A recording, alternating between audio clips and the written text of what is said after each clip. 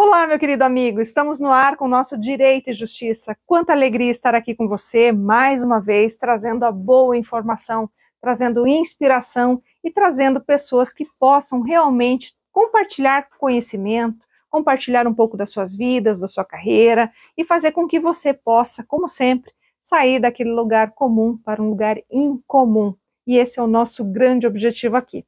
E hoje, como sempre, dentro dessa tônica, não poderia ser diferente. E para que isso possa acontecer, nós trouxemos uma pessoa que é uma grande referência pessoal e também um grande profissional aqui, e hoje da arquitetura, urbanismo e também, além disso, um grande designer de joias, aquarelista, empreendedor, professor, também palestrante. Gente, é uma pessoa incrível que tem uma experiência gigantesca aqui de vida para compartilhar conosco e fazer com que você possa aí saber que consegue sair desse lugar comum para um lugar incomum. Além deste grande profissional, que eu ainda não vou dizer quem é, também contaremos com as colunas do Matheus e Tiro de Castro, também teremos aqui a coluna do Dr. Edilson Santos da Rocha, a coluna de Direito Imobiliário, a fala do sindicato. Então, gente, como sempre, o programa está incrível e repleto de boa informação para você. Mas antes de tudo isso começar, eu vou chamar o nosso patrocinador. Me espera aí, não vai embora não. A Domínio Legal Soluções Imobiliárias é uma empresa que possui como objetivo social a gestão imobiliária, no que se inclui a regularização de imóveis. A Domínio Legal Soluções Imobiliárias trata da particularidade de cada cidadão, dentro das necessidades sociais dos moradores das regiões afetadas pela irregularidade imobiliária. Domínio Legal Soluções Imobiliárias.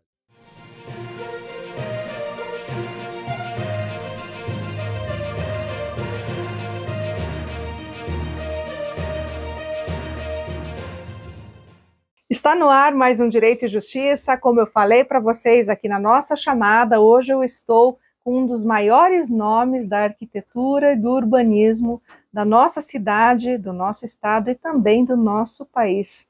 Sérgio Póvoa Pires, quanta alegria ter você aqui conosco hoje. Eu que estou alegre, muito obrigado pela gentileza do convite. É sempre bom a gente se encontrar para falar das coisas que a gente gosta. Eu tenho acompanhado bastante o teu programa e muito bom isso que você está fazendo para todos nós. Muito obrigado. Imagina, o que é isso, Sérgio? Uma alegria imensa tê-lo aqui. O nosso propósito é justamente esse, sabe? É trazer a boa informação, a qualidade, trazer profissionais que são referências nas suas áreas, que possam inspirar o nosso público e especialmente aqui contribuírem trazendo um pouquinho dessa história, do seu conhecimento, vastíssimo inclusive, da sua experiência de vida, pessoal, profissional, porque isso faz a diferença aqui para o nosso público, especialmente para mim, que saio daqui sempre aprendendo um pouquinho mais com vocês, que sempre vêm contribuir conosco. Isso é muito bom, a gente aprende com todo mundo, e nós nos transformamos em pessoas melhores. Isso. E nos transformando em pessoas melhores, a gente ajuda a transformar toda a sociedade e o mundo que nos cerca, né? Isso. Eu nasci em Curitiba, eu sou curitibano. É isso que eu queria saber, quero que você fale um pouquinho de você aqui, porque é super importante. A minha mãe nasceu em Niterói, e aí eu tive uma grande felicidade na minha vida, é que no começo dela, quando eu era criança, meu avô era engenheiro mecânico, e ele tinha ido estudar engenharia mecânica nos Estados Unidos, em Atlanta. Quando ele voltou, casou com a minha avó, e minha avó era pianista. Ela formou-se no Conservatório de Piano do Rio de Janeiro. E aqui, quando eu nasci, nós tínhamos o hábito de almoçar na casa deles todos os domingos. Então você imagina, um guri, um piá pequeno, correndo para cima e para baixo, eles gostavam de tocar música, de escutar música, e para fazer com que eu me aquietasse, eles me davam papel e lápis. Olha! Blocos, e blocos, e blocos, e blocos. Então o meu amor pelo desenho veio desde muito cedo. Tanto é que eu tenho desenhos meus, que minha mãe guardou, desde quando eu tinha 5 anos de idade. Então isso foi me moldando, eu fui caminhando por um determinado mundo, e acabei me formando em arquitetura, mas antes disso, como eu gostava muito de bicho, eu queria ser veterinário. Aí tive uma experiência numa fazenda de um tempo, digo, não, meu assunto é arquitetura mesmo, e tudo. Desenho, Daí me formei na Federal, faculdade, né? da Federal, fui fazer especialização em planejamento urbano na Alemanha, foi uma coisa que mudou a minha vida. Eu defendo muito que a gente possa falar muitos idiomas, porque isso faz com que a gente mude a vida da gente. Né? O fato do meu avô ter morado fora me fez estudar inglês. E depois eu comecei a estudar alemão e isso me proporcionou estudar na Alemanha. Isso mudou a minha vida. Né? E quando eu voltei, comecei a lidar com patrimônio cultural, tanto é que uma das principais leis brasileiras do patrimônio cultural foi eu que criei, que é do potencial construtivo. Nossa, que legal! Isso em 1978. Né? Então isso transformou um pouco a maneira de você ver e preservar o que a gente tem de valor do ponto de vista do patrimônio cultural imobiliário, né? Que é a tua especialidade. Né? E a partir dali eu comecei a desenvolver uma série de coisas, mas eu imaginava que eu ia ser arquiteto o resto da minha vida. Mas a vida prega peças da gente. E eu comecei a ir para outros lugares, fazer parte de outros mundos. Eu trabalhei um tempo na cidade industrial, na área da atração de investimentos. Depois fui para o Instituto Brasileiro da Qualidade e Produtividade, que me fez me especializar em qualidade e produtividade no Japão. Depois eu acabei indo para a Fundação Getúlio Vargas, coordenando programas internacionais, em função da facilidade que eu tenho de falar os idiomas e tudo.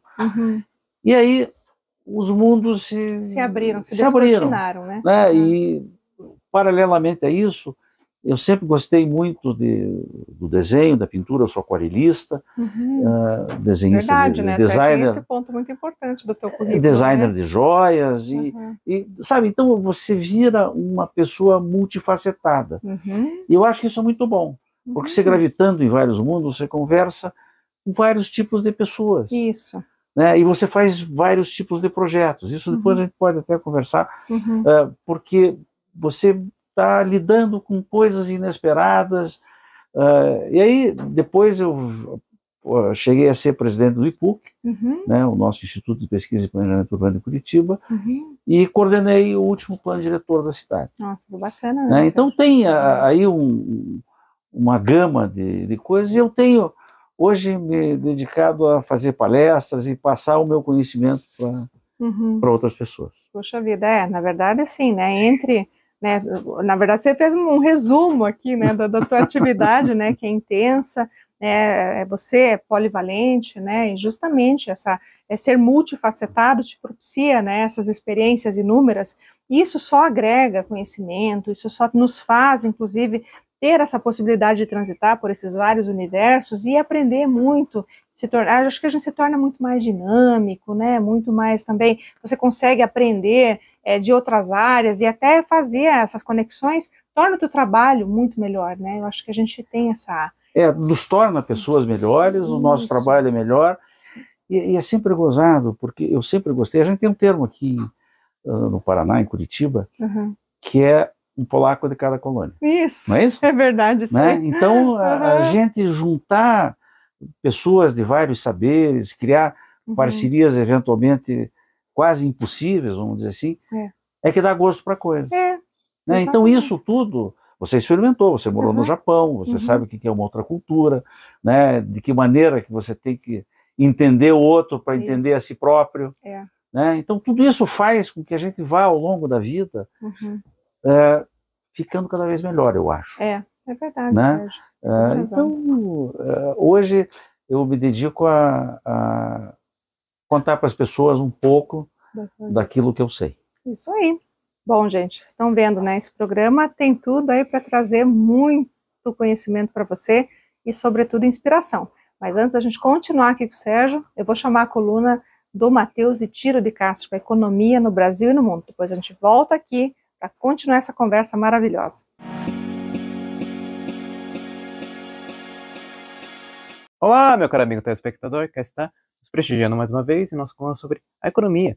E hoje, para tratarmos um pouquinho mais, né, a respeito dessa questão envolvendo as eleições americanas, a eleição que levou Donald Trump novamente a presidência da República dos Estados Unidos da América. E justamente nesse sentido, que a gente vai subsidiar um pouco dessa discussão a respeito da globalização, a respeito da tentativa do Trump de certo modo, reindustrializar o seu país, de trazer novamente o poder da indústria em seu país, né? Da maneira como ele fará isso e se, de fato, haverá efetividade, se haverá eficácia quanto à propositura de suas políticas. Antecipadamente, eu, de certo modo, tenho alguns questionamentos quanto à possível eficácia dessas políticas do ponto de vista do incentivo da indústria, especificamente. Por quê? Porque, especificamente, partindo do ponto de vista de uma política bastante importante que o Trump visa propor no terreno da economia, que é a proposta de redução da carga tributária. Em geral, o Trump tem como bandeira essa redução de impostos, essa redução de tributos. E a maneira como ele fará isso, naturalmente, trará impactos significativos do ponto de vista da maneira que o Estado gasta e investe. Se ele reduz a carga tributária, naturalmente se espera que o volume de gastos, o volume de investimentos públicos, né, naturalmente terá de ser inferior para se adequar a essa nova realidade do ponto de vista da arrecadação. Ou seja, quanto menos arrecadação, menor o espaço nesse sentido, tanto do ponto de vista de amarras políticas também, de investir e de gastar. Então, neste sentido que acaba havendo uma grande restrição que envolve o fato da política industrial hoje não se limitar única e exclusivamente à política tarifária. Esta é a outra política que o Trump visa propor, que é a política de tarifas elevadas ante a China, tarifas ali que são projetadas em 60%, e também para outros países ali no índice situado entre 10% a 20%. Só que a política tarifária hoje não é o principal expediente, o principal mecanismo de política industrial, que hoje está muito mais centrado em subsídios, em investimentos, em pesquisa e em desenvolvimento.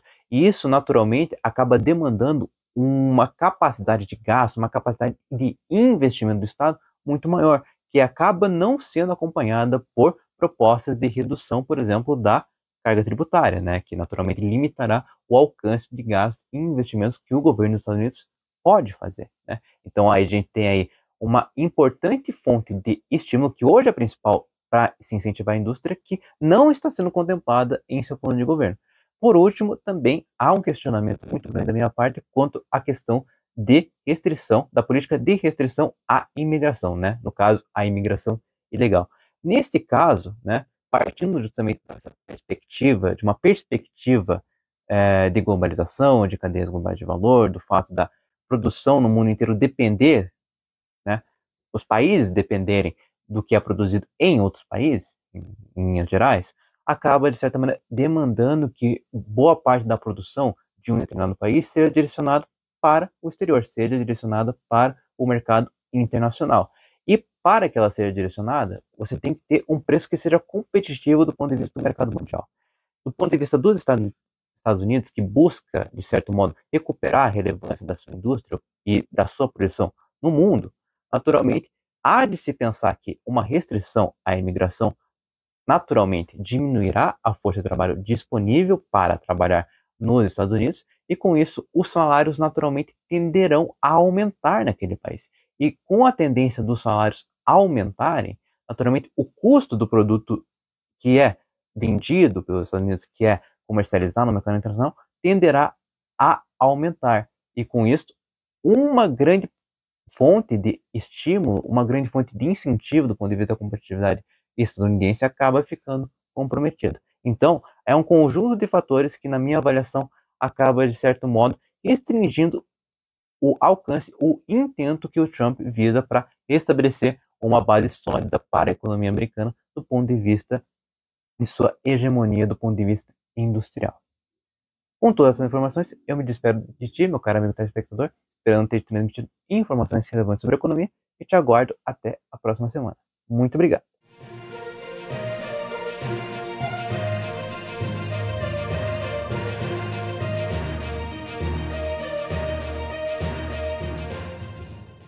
Bom, Bom, voltamos então aqui com o Sérgio, falando sobre essas áreas, né, nas quais ele atua, né, essa pessoa multifacetada, esse ser humano incrível que está aqui junto conosco hoje, para falar um pouco da sua experiência de vida, sua experiência profissional.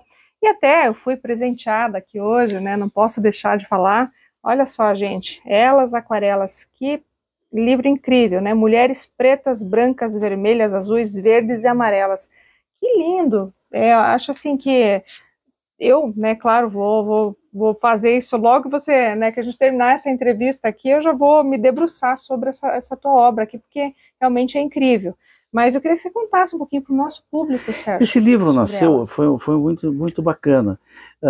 Eu comecei na época da pandemia a pintar muito. Uhum. E daí eu fiz uma aquarela retratando a Clarice Lispector, que é uma das grandes escritoras mundiais, né?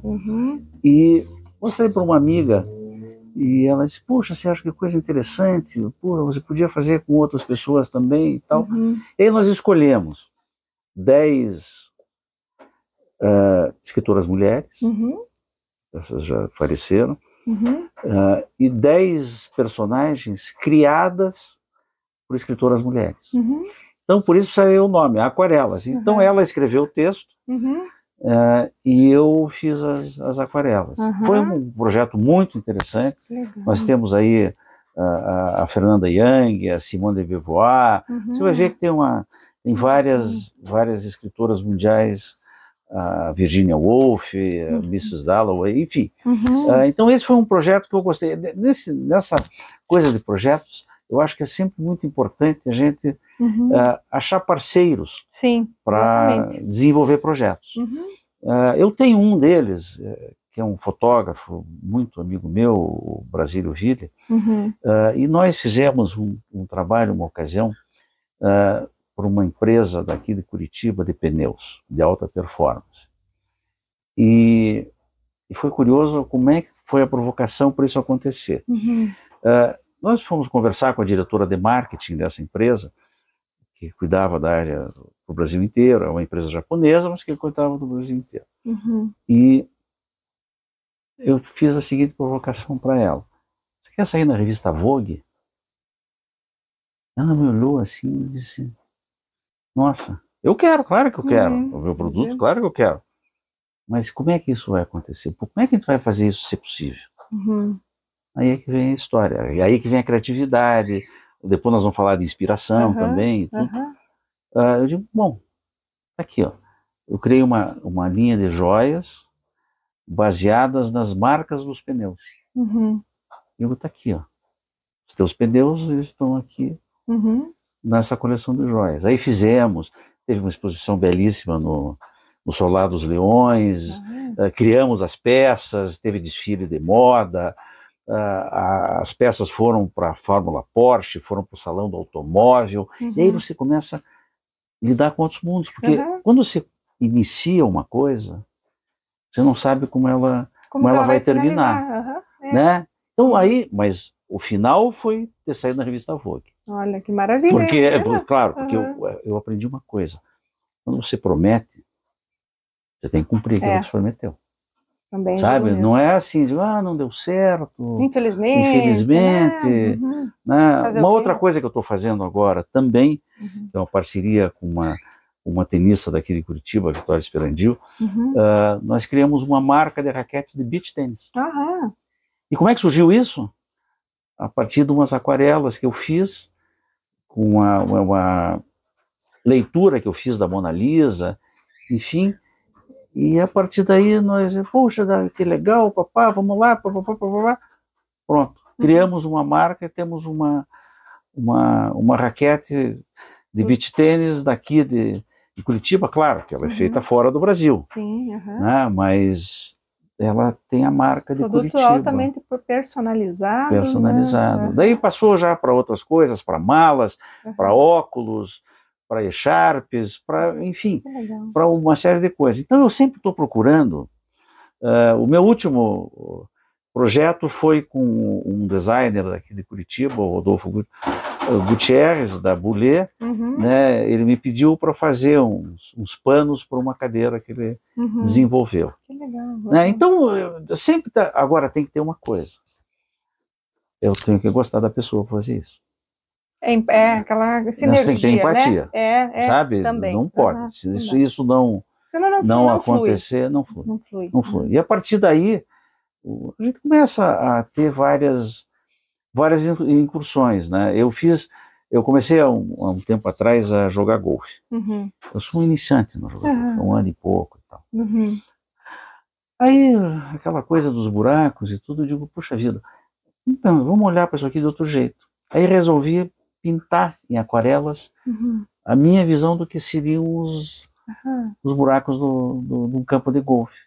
Olha. E isso caiu no gosto do pessoal do golfe, né, eu transformei aquilo em quadros. Então, você veja, um negócio que começou assim, né, eu queria me exercitar e, sabe, puxa vida, inspiração. E daí nós vamos falar sobre inspiração, que eu acho que a tônica toda.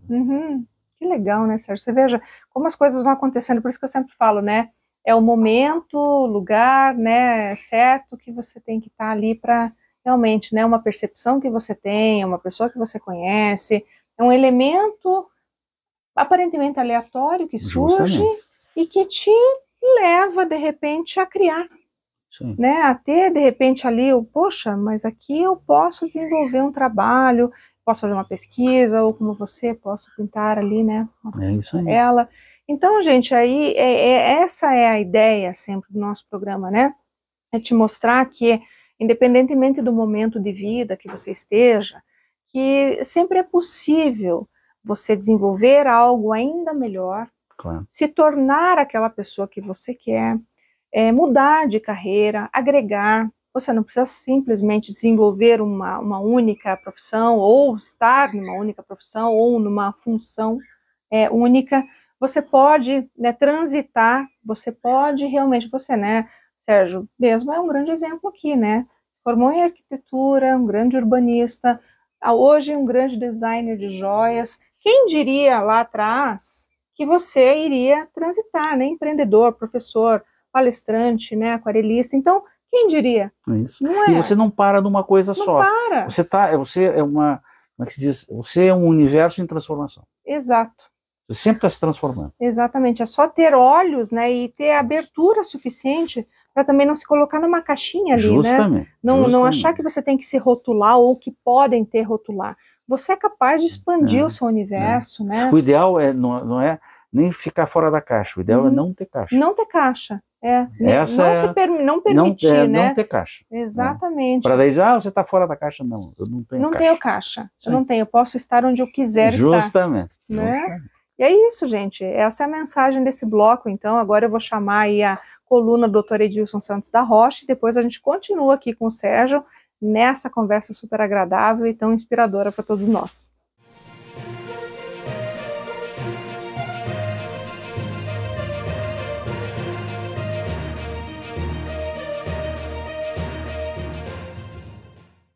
Sejam bem-vindos a mais uma coluna de Direito Contratual aqui no programa Direito e Justiça. Hoje vamos falar sobre um tema muito importante no mundo dos negócios e das relações comerciais: o contrato de locação e a ação renovatória. Vamos lá então? Acerca do contrato de locação, temos que o contrato de locação é um acordo entre duas partes, o locador e o locatário, onde o locador cede o uso de um imóvel ao locatário por um período determinado, mediante o pagamento de um aluguel. O contrato de locação tem como objetivo regular as obrigações e direitos de ambas as partes, garantindo que o locatário possa usufruir do imóvel e que o locador receba o pagamento acordado. Alguns pontos essenciais devem constar no contrato de locação: a identificação das partes, nome, CPF ou CNPJ, no caso de pessoa jurídica, e endereço do locador e do locatário. A descrição do imóvel, localização, características e condições do imóvel. Valor do aluguel, montante a ser pago, forma de pagamento e periodicidade. Prazo de locação, duração do contrato e condições para renovação ou rescisão. Obrigações das partes, deveres do locador, deveres do locatário, como a manutenção do imóvel, pagamento de taxas e impostos, entre outros. Mas e a ação renovatória? A ação renovatória, por sua vez, é um instrumento jurídico que permite ao locatário do imóvel comercial garantir a renovação do contrato de locação. Aí é um ponto importante. Nós estamos falando aqui de imóvel comercial, uma relação de locação comercial, não se aplicando, portanto, a imóveis residenciais, né? A ação renovatória ela só se aplica a relação de locação comercial. Então, devem ser cumpridos certos requisitos para a propositura da ação renovatória. O objetivo da ação renovatória é garantir a continuidade do negócio do locatário, protegendo assim o seu fundo de comércio. O fundo de comércio é o valor agregado ao negócio devido à sua localização e clientela estabelecida. Em outras palavras, o fundo de comércio é o conjunto de elementos que tornam um negócio viável e lucrativo, como a reputação, a base de clientes e a localização estratégica. Quando o locatário investe tempo e recursos em um imóvel comercial, ele desenvolve um fundo de comércio que pode ser prejudicado se o contrato de locação não for renovado. A ação renovatória permite que o locatário solicite a renovação do contrato de locação desde que cumpra certos requisitos legais, garantindo assim a continuidade de suas atividades comerciais no mesmo local.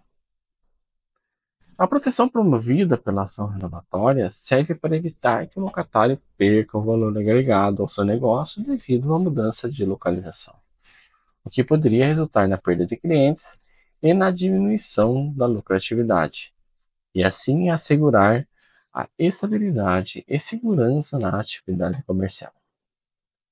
Para que a ação renovatória seja válida, é necessário atender aos seguintes requisitos.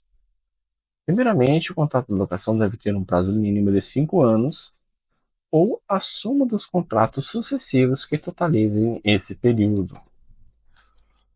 Em segundo lugar, o locatário deve estar exercendo a mesma atividade comercial no imóvel por no mínimo 3 anos consecutivos. Em terceiro lugar, a ação renovatória deve ser proposta no prazo de 1 ano a 6 meses antes do término do contrato vigente. Em quarto lugar, o locatário deve estar em dia com todas as suas obrigações contratuais, como o pagamento do aluguel e encargos. Mas qual a importância da ação renovatória? A ação renovatória é uma ferramenta que busca garantir a continuidade dos negócios, especialmente em locais onde a localização é um fator determinante para o sucesso comercial. A ação renovatória busca oferecer segurança jurídica ao locatário, permitindo que ele continue a explorar o seu fundo de comércio sem o risco de ser despejado ao término do contrato. Por outro lado, o locador também se beneficia, pois a renovação do contrato pode ser uma oportunidade para se ajustar o valor do aluguel às condições de mercado, garantindo assim uma remuneração justa pelo uso do imóvel. Espero que tenham gostado da nossa coluna de hoje. Fiquem atentos aos próximos programas, onde continuaremos a trazer informações relevantes sobre o mundo dos contratos. Até a próxima!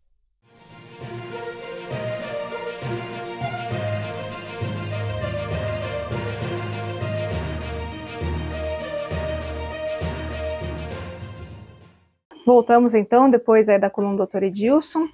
E aqui, Sérgio, a gente estava falando já nos blocos anteriores, né, que você é multifacetado, né, além de ser arquiteto, urbanista, designer, você também é professor, é palestrante, né, já deu vários, né, cursos fora do país, inclusive na França, Eu queria muito que você falasse sobre isso, porque para nós, né, brasileiros, isso realmente um orgulho, né, ver um brasileiro tendo tanto sucesso, falando lá fora, levando um pouco daquilo que a gente faz de tão bonito aqui no Brasil, né, para fora, especialmente tendo alguém se destacando fora do país. Então eu queria muito que você falasse dessa trajetória. Olha, isso foi muito curioso. Uhum. Eu trabalhei bastante tempo na Fundação Getúlio Vargas aqui em Curitiba, e eu coordenava os programas internacionais da fundação. E eu tinha contato com pessoas de várias partes do mundo. Em uma ocasião eu conheci uma diretora de uma escola de negócios na cidade de Marsella.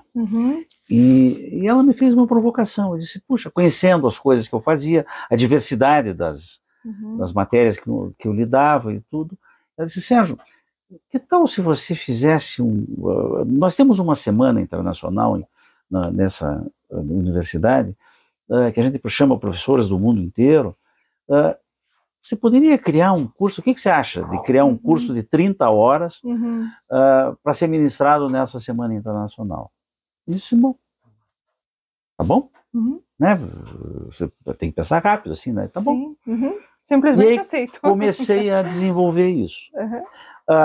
Isso resultou num produto que foi muito interessante. Eu juntei arte, design e negócio. Se passei a ministrar cursos para escolas de negócio. Eu não vou falar para arquiteto nem para design. Eu vou falar para um tipo de público. Inclusive, podemos depois até conversar sobre advogados, essa coisa nada. Bom, então, o que acontecia? Eu fui para lá, falava sobre o universo das artes, do design e dos negócios, e os três juntos. Então, chamava-se Como a Arte e o Design pode ajudar a competitividade dos negócios. Eu tinha, né, um passado, vamos dizer assim, que me dava a condição de falar de diversas coisas e tudo. Mas o bacana do curso era que ao final dele, os alunos, aquilo valia nota e tudo, eles tinham que desenvolver, eu dizia para eles desenvolverem um produto ou um serviço que não existisse. Eles tinham que apresentar para mim. Que legal. Né? Então, você falava de tudo, mexia com a cabeça, caraminholava tudo, né? E aí, no final, eles tinham que apresentar 3 ou 4 slides de PowerPoint de um produto que não existisse. Nossa, imagina. Ou um serviço que não existisse. Instigando ao máximo. Quer dizer, puxa vida, os caras estavam fazendo, eles estavam no curso de pós-graduação da Escola de Negócios. E aquilo podia virar um negócio para eles, de repente uma ideia. É isso que eu acho que é importante, né? Você mexer com a cabeça das pessoas, porque aquilo pode despertar em algum momento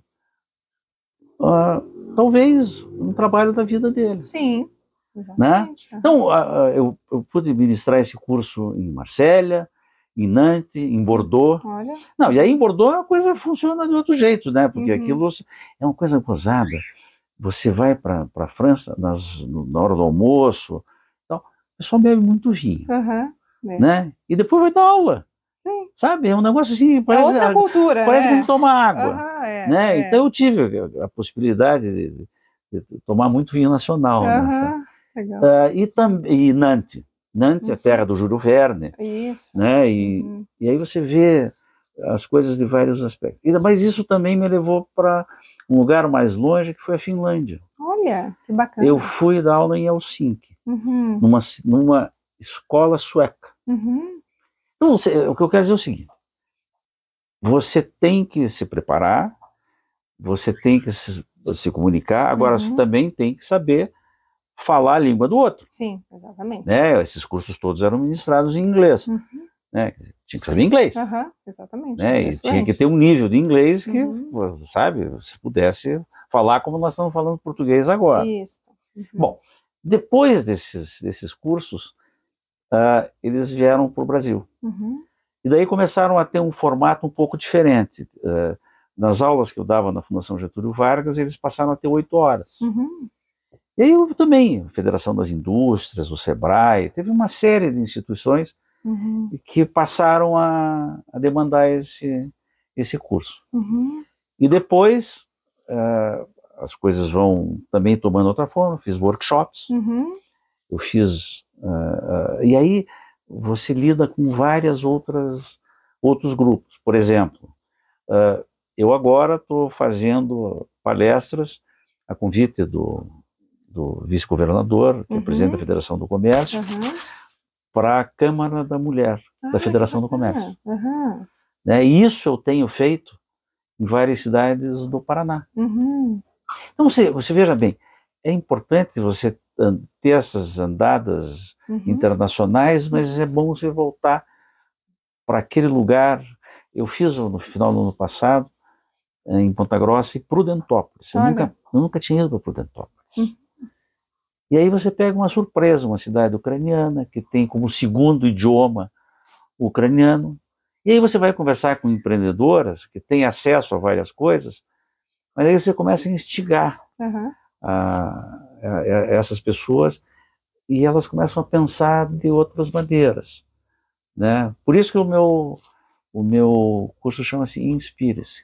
Inspire-se, né? É. Poderia um pouquinho ser melhor, do né? Pires na história, mas inspire-se, porque em última análise, o que a gente faz para... Porque quando você se inspira, você cria. Ao criar, você obtém resultados. Né? Então é isso que a gente faz. Muda a sua vida, a inspiração muda de tantas pessoas, né? Para que cada um procure resolver as suas questões e trazer seus produtos, seus serviços para... Isso, a partir de um desafio, muitas vezes, que pode, né, ser aí realmente, ou melhor, né, até gerar um resultado muito produtivo, muito positivo para essa pessoa, e não só para ela, para a sociedade de forma geral também, né, Sérgio? E são esses desafios, essas inspirações que acabam transformando o mundo, né, e às vezes, né, o universo daquela pessoa que pode aí se espraiar para tantos outros aí, né, que a gente sabe que são importantes e transformadores mesmo, né, dentro do nosso cenário brasileiro. Mas, Sérgio, a gente tem mais um bloco ainda para conversar, mas agora, então, eu vou trazer aí a coluna de Direito Imobiliário, e na sequência a gente volta aqui para falar mais um pouquinho, então, tá certo? Aguardem aí.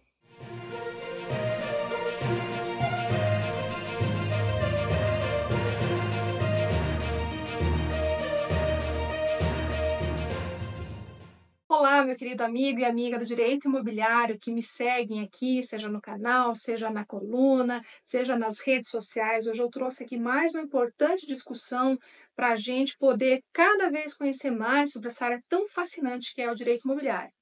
Vejam, gente, que aqui hoje a questão se volta à compra e venda de imóvel irregular em loteamento, pessoal. O que aconteceu no caso concreto? Eu gosto de trazer precedentes para a gente aqui porque a gente consegue enxergar melhor, né, como que se dá a questão na prática do direito imobiliário. Inclusive aqui é uma decisão importante que foi proferida pelo STJ e lança uma importante luz para os casos concretos que nós temos aí, né? Então, o que eu tenho para dizer para vocês? Aqui, neste caso, a compradora, então, celebrou um contrato de compra e venda com esse vendedor, né, esse loteador, sabendo que havia uma pendência, que havia uma irregularidade, inclusive que havia uma ação civil pública, nesse caso aqui, tá? Mas, de qualquer sorte, gente, o que nos chama a atenção, né? Primeiro, a irregularidade do imóvel, a compra e venda, claro, nitidamente, também o fato dela ter ciência, mas, sobretudo, que ela teve uma sentença favorável no primeiro grau, teve a confirmação no segundo, o caso foi ainda levado para o STJ para tentar ver se, né, havia aí uma mudança de entendimento, mas houve a confirmação novamente no STJ no sentido de que sim, esse contrato deveria ser reputado então nulo, né, que esta compra e venda então deveria aí ser declarada nula, porque uma vez que não houve o registro, né, esse desmembramento, enfim, não foi registrado, está irregular, não há como convalidar essa compra e venda. Além do que, né, gente, a gente sabe que justamente os loteamentos, eles devem ter aprovação, eles devem estar regulares, sob pena de você produzir aí malefícios ao meio ambiente, causar problemas até de fracionamento irregular de área, né? Então, a gente precisa ter tudo isso muito bem ajustado antes de comprar um imóvel. O loteador também saiba que deve estar com este loteamento regular, deve estar com todos os projetos aprovados para não ter nenhum tipo de revés do futuro. Então, a gente sempre fala sobre isso aqui, né? Então, nesse caso, até para que tanto uma parte quanto a outra saibam do assunto, e você que também é interessado na matéria, que se houver qualquer irregularidade, qualquer pendência nesse loteamento, que ele poderá sim ser declarado nulo e deverá, na verdade, aqui, né, gente? Porque a própria lei fala sobre isso, que não tem como convalidar, não há como, então, ter aí a validade, né, desse negócio jurídico, considerando todas as matizes, todas as questões que estão envolvidas aqui. E aqui a gente fala, inclusive, da própria lei 6766 de 79, que assegura, justamente lá no seu artigo 37, que não pode, então, ter aí essa venda ou a promessa, né, de compra e venda sendo realizada numa situação em que há, então, irregularidade, que não houve o registro desse desmembramento, tá, pessoal? Então, isso que eu passo para vocês aqui é justamente para que a gente, independentemente do lado em que nós estivermos, possamos sempre fazer o melhor e saber como fazer isso para não ter problemas financeiros, né, gente? Tanto quem compra quanto quem vende, né, saiba como fazer, saiba o que deve ser feito para você evitar um prejuízo financeiro depois, porque realmente é uma situação que é bastante comum, a gente vê constantemente, inclusive as ações civis públicas depois, né, que podem gerar um sabor gigantesco para o loteador e mais, né, para você que compra também, você pode não receber mais o dinheiro que você investiu nesse imóvel. Então, são infinitos aspectos aí que a gente poderia explorar aqui nesse vídeo, mas é um assunto que eu gosto de trazer de forma macro para a gente poder saber que existem situações que realmente são importantes aqui e que a gente tem que prestar atenção lá no momento de fazer, de assinar o contrato, né, de o loteador, inclusive ali de ter as aprovações também, para que não haja esse problema no futuro de ter que devolver valores, tá certo? Ou mesmo ter problemas aí justamente com ações civis públicas, tá certo, pessoal? Então, sendo isso que eu tinha para trazer hoje para vocês, me despeço mais uma vez na certeza de que pude aproximá-los cada vez mais do direito imobiliário. Um abraço e até a próxima!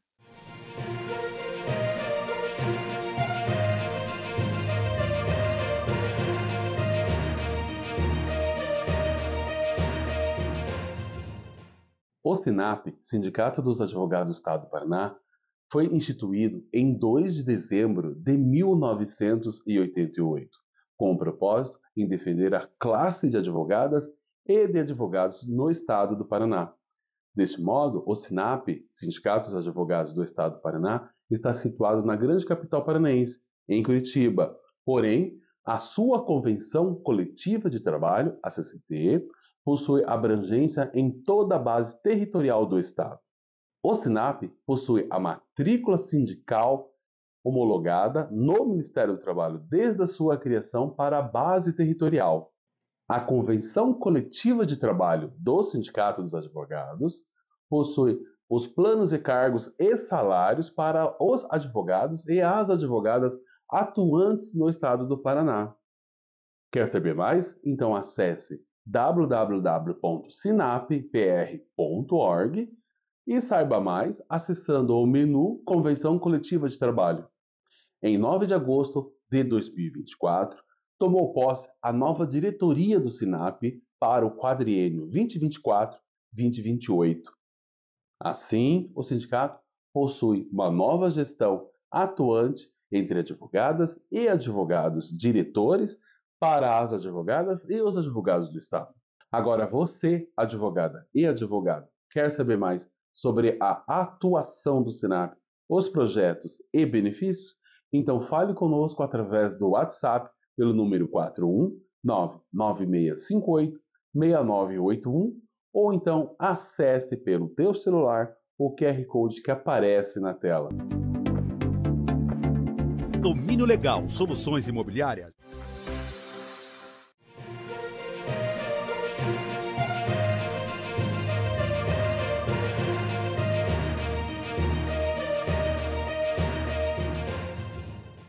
Bom, depois da coluna de Direito Imobiliário, então voltamos aqui, infelizmente, com o nosso último bloco, mais um bloco que é aí muito inspirador, né? Como a gente fala, né? A gente já estava falando ali, deu uma deixa, né, do que é esse projeto, do Inspire-se, né, Sérgio?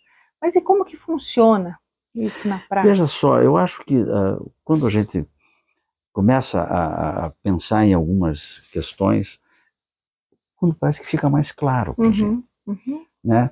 E tudo começa com uma boa pergunta, né? Quer dizer, mais importante do que a resposta é você saber fazer a pergunta certa.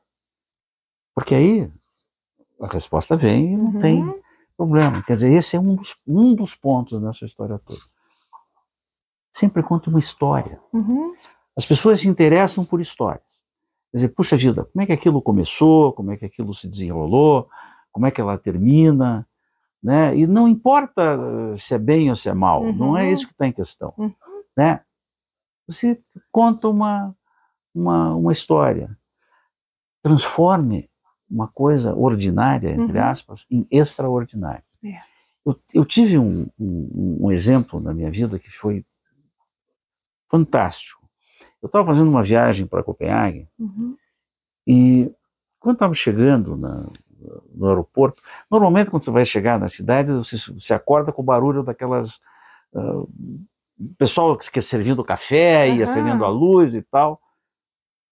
Eles acordavam as pessoas com o canto do rouxinol. Olha só, já pensou que diferente? Tudo quietinho, e aí um passarinho. Maravilhoso, parecido com o nosso Irapuru aqui, né? Cantando. Tchum, tchum, tchum, tchum, tchum, tchum.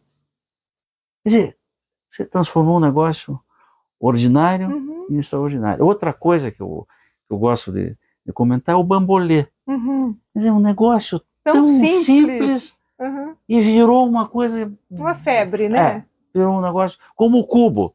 Né? Também. Então, esse tipo de coisa. Você tem que ter à sua disposição sempre.